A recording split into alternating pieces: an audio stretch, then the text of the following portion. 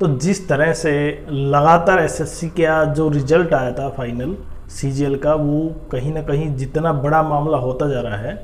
और एक बड़े स्कैम की बात कही जा रही है, तो कहीं ना कहीं इसका कारण आपको भी पता है, आपने देख भी लिया है। और जितने सिलेक्टेड कैंडिडेट हैं, अब आप उनकी मनोदशा समझ सकते हैं कि जितनी बार उन्होंने खुद का रिजल्ट नहीं देखा होगा, उससे ज़्यादा बार बच्चों के द्वारा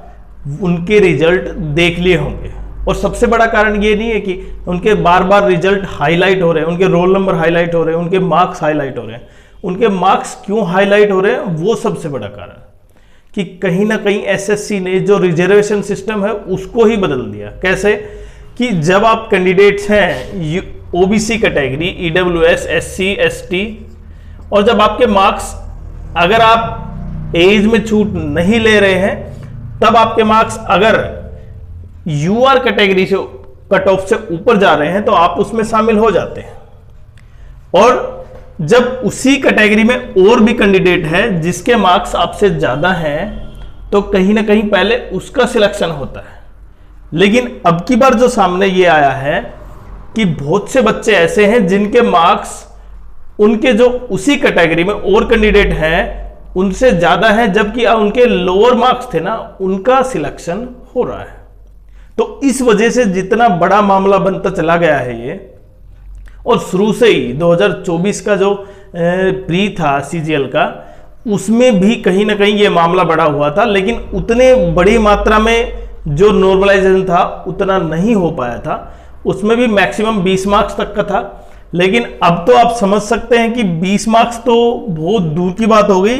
अब तो डायरेक्ट 80 से 90 मार्क्स भी जा रहे हैं कुछ बच्चे। और इतना नॉर्मलाइजेशन देने से तो आप समझ सकते हैं कि आपने क्या कर दिया, पेपर की वैल्यू ही चेंज कर दी। क्योंकि जो बच्चे पेपर में अच्छा करके आते हैं उन्हीं के बेसिस पे क्या मिलना चाहिए, उनका सिलेक्शन होना चाहिए। लेकिन आपने किस पे बेसिस पे दे दिया, कुछ ना कुछ नॉर्मलाइजेशन के बेसिस पे। और देखें, ऐसा नहीं है कि सभी बच्चे, हो सकता है मेल प्रैक्टिस से इसमें शामिल हो,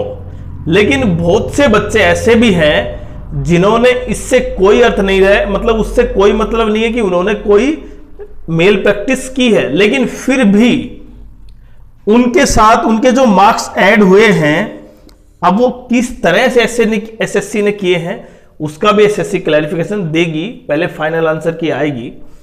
लेकिन जितना जैसे इतने नॉर्मलाइजेशन से मार्क्स उनको मिले हैं और उनको सिलेक्शन मिला है,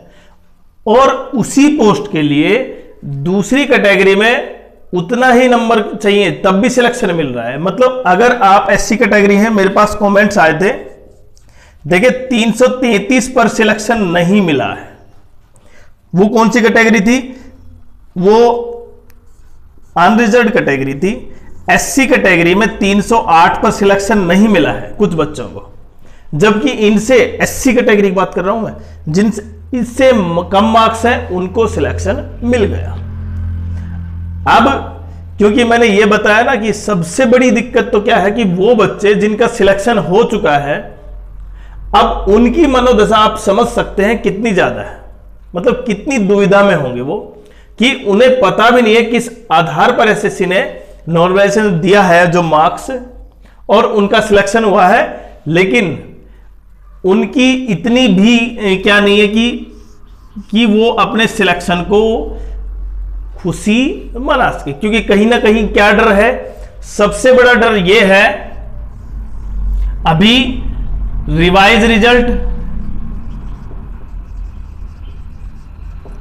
या फिर री एग्जाम। ये दो मेन पॉइंट अभी भी कहीं ना कहीं बने हुए हैं, जब तक एसएससी जो फाइनल आंसर की है, फाइनल आंसर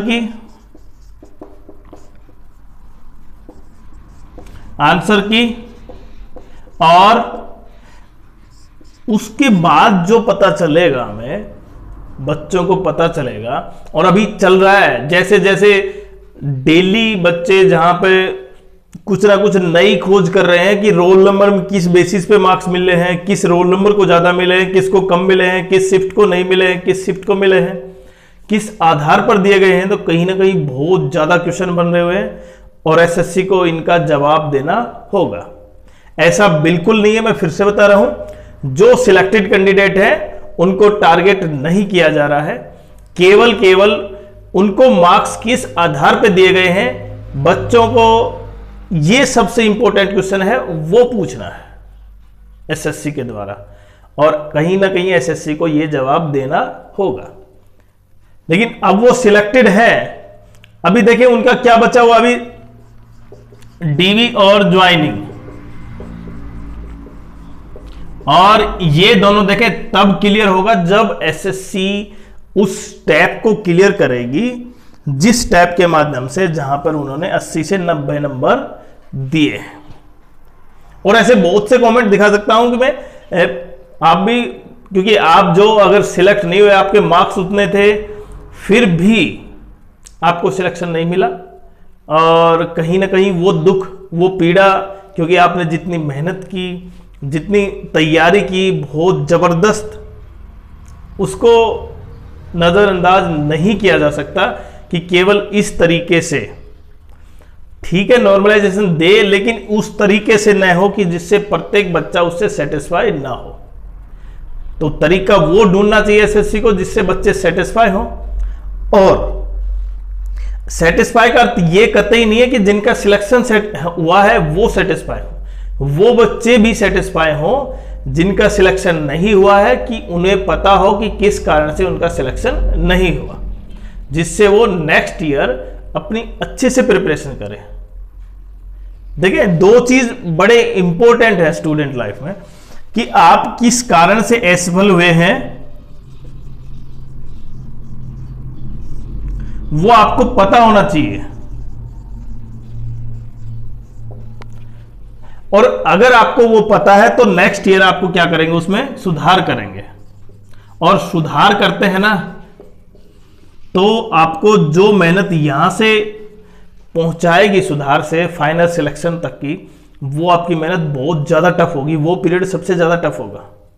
तो अगर यहां पे बात करते हैं हम 2024 के जो फाइनल रिजल्ट की, उसमें बच्चों को कोई आइडिया ही नहीं है कि किस कारण से, किस वजह से उनका सिलेक्शन नहीं हुआ, जबकि वो मान रहे थे सिलेक्शन होना चाहिए था। तो ये सबसे बड़ा कारण है। इस कट ऑफ हाई जाने का कारण पेपर नहीं है, मैं फिर से बता रहा हूं, कट ऑफ हाई जाने का कारण पेपर नहीं है, कट ऑफ हाई जाने का कारण कहीं ना कहीं नॉर्मलाइजेशन ही है, और ऐसे बहुत से बच्चे हैं जिनको बहुत ज्यादा मार्क्स मिले हैं। अगर पेपर के बेसिस पे किया जाता, अगर मानो केवल मैं ये बात करता हूं कि केवल 18 जनवरी का जो पेपर था उसमें से ही, अगर केवल उसमें से ही अगर सिलेक्ट करते हैं हम बच्चों को, एक गैस मानते हैं केवल, अगर उसमें से ही सिलेक्ट करते तब भी कट ऑफ इससे कम से कम 40 नंबर नीचे जाती है। तो कहीं ना कहीं आप समझ पा रहे कि कितने ज्यादा मार्क्स नॉर्मलाइजेशन के दिए गए हैं, और उसी की वजह से सबसे ज्यादा बच्चे क्या है, थोड़े से उदास हैं कि उनका सिलेक्शन नहीं हुआ। बल्कि थोड़े से नहीं कहूंगा मैं, तो पूरी तरह उदास है, क्योंकि सभी मेच्योर हैं, सभी को पता है कि किस तरह से, किस कारण से उनका सिलेक्शन नहीं हुआ। आप बात करते हैं कि आपका, क्योंकि यहां पे रिपीटर्स थे, उसमें नॉर्मल रॉन्ग क्वेश्चन थे, देखिए ये फर्क पड़ता है, लेकिन फर्क उतना नहीं पड़ता, क्योंकि वो सबको अधिकार है, वो मैंने बताया भी था, वो एग्जाम देंगे, जब तक आप सेटिस्फाई नहीं है तो आप भी देंगे। अगर आपका सिलेक्शन हुआ है तो आप भी देंगे, अगर आपका 2400 ग्रेड पे में सिलेक्शन हुआ है तो आप 4600, 4200, 2800 प्राप्त करने के लिए जरूर पेपर देंगे।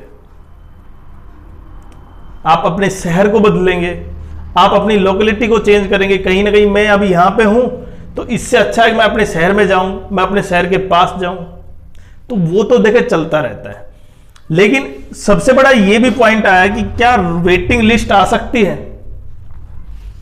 अब देखिए वेटिंग लिस्ट क्यों नहीं एसएससी निकाल पा रही, और अब की बार तो मान सकते हैं कि एसएससी की वेटिंग लिस्ट देगी भी नहीं। इसका सबसे बड़ा कारण बताता हूं मैं, क्यों, क्योंकि जैसे वेटिंग लिस्ट, जैसे रिजल्ट आया, और रिजल्ट में मानो किसी कैंडिडेट को, मैंने फिर पहले भी बताया था, अगर उसको मिला है भाई जीएसटी इंस्पेक्टर मिल गया, और उसका वो पहले से ही क्या है, जीएसटी इंस्पेक्टर है, लेकिन उससे ठीक जगह है, मतलब अब जो नंबर आया है उसका, वो उसके शहर से काफी दूर है, जबकि पहले लगा हुआ था वो काफी ठीक था। अब उसको करनी नहीं है, लेकिन एसएससी ने पहले ही रिजल्ट आउट कर दिया है और उसमें उनको पोस्ट भी अलॉट कर दिया। अब ये व्यक्ति जब ज्वाइन नहीं करेगा तो क्या एसएससी ये जो वैकेंट हुई पोस्ट, इसकी वजह से क्या सभी जितने भी कैंडिडेट है सबका एक एक स्टेप ऊपर लेके जा सकती है? और अगर मानो यहां पे तो केवल एक कैंडिडेट की बात कर रहा हूं, ऐसे पता नहीं कितने कैंडिडेट होंगे, तो अगर मान सकते हो आप 100 कैंडिडेट भी हुए तो फिर से बार बार क्या होगी, कट ऑफ उनके लिए चेंज हो जाएगी, उनके पोस्ट चेंज हो जाएंगी, और क्या होगा, ऐसे एसएससी को बार बार करना होगा, और वो बहुत बड़ा हेडेक है। इसलिए एसएससी इस तरह का, इसमें खासकर 2024 में तो नॉर्मल जो वेटिंग लिस्ट है वो नहीं लेके आ सकते। तो एसएससी को कोई और तरीका निकालना चाहिए जिससे कि जो वैकेंसी है यहां पे दिखाई तो दे रही है हमें हर बार, जो चाहे सीजीएल की हो, सीएचएसएल की हो, एमटीएस की हो, सीपीओ की हो, किसी की भी हो, वो टोटल मिला के मानो 40,000 वैकेंसी है, 30,000 वैकेंसी है, वो दिखाई तो दे रही है,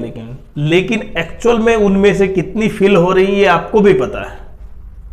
क्योंकि प्रत्येक बच्चा अगर लोअर सिलेक्शन हुआ है तो अपर में जाना चाह रहा है, और जैसे अपर में चला जाता है तो, क्योंकि एग्जाम तो वो तब तक देता है जब तक उसकी एज नहीं हो, उसकी प्रिपरेशन चाहे कैसी भी हो।